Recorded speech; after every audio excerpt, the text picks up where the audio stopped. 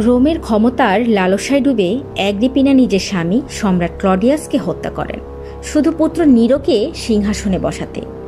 কিন্তু কি ছিল এই হত্যার অস্ত্র? Death cap mushroom.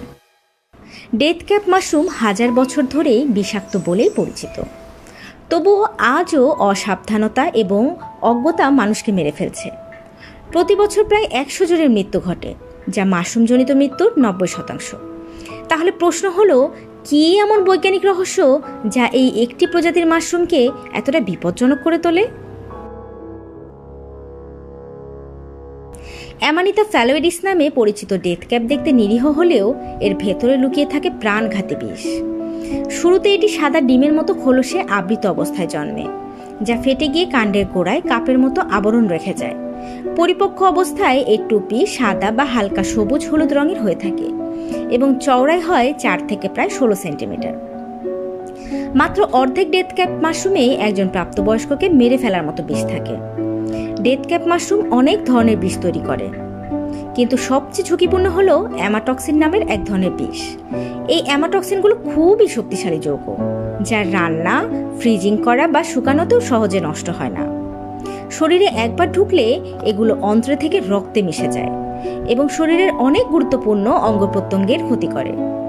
এসব বিষ কিভাবে কাজ করে?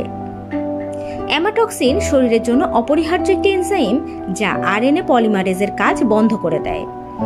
এই এনজাইমগুলো প্রোটিন তৈরি করতে সাহায্য করে, যেমন এটি রক্ত জমাট বাঁধানোর প্রোটিন তৈরিতে বাধা দেয়, ফলে অভ্যন্তরীণ রক্তক্ষরণ দেখা যেতে পারে।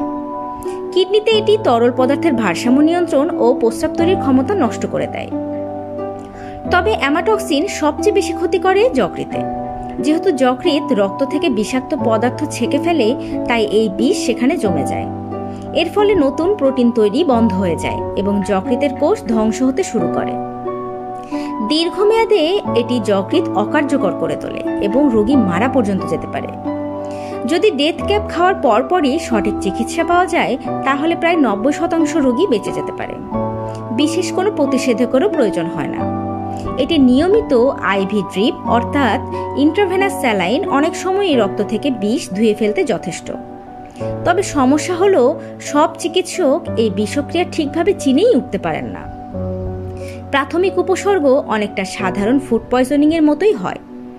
আরও বিভ্রান্তির কারণ হলো, যেহেতু অ্যামাটক্সিন ধীরে ধীরে যকৃতে জমে, তাই মারাত্মক লক্ষণগুলো অনেক সময় খাওয়ার কয়েকদিন পর দেখা যায়। অতএব ভালো জ্ঞান এবং সতর্কতার সঙ্গে মাশরুম চিনে নেওয়াই খুব জরুরি। নিচ্ছিদ্র সৌন্দর্যের আড়ালে লুকিয়ে থাকা মৃত্যুর ফাঁদ ডেথ ক্যাপ আমাদের শেখায়, প্রকৃতিতে জানতে না পারলে তা জীবন কেড়ে নিতেও দ্বিধা করে না। সাবধান থাকুন, সচেতন থাকুন, কারণ সব মাশরুমই খাওয়ার জন্য নয়। এমন আরও তথ্যভিত্তিক গল্প পেতে চোখ রাখুন ফুড অ্যান্ড নিউট্রিশন ফ্যাক্টসের পেজে। ধন্যবাদ।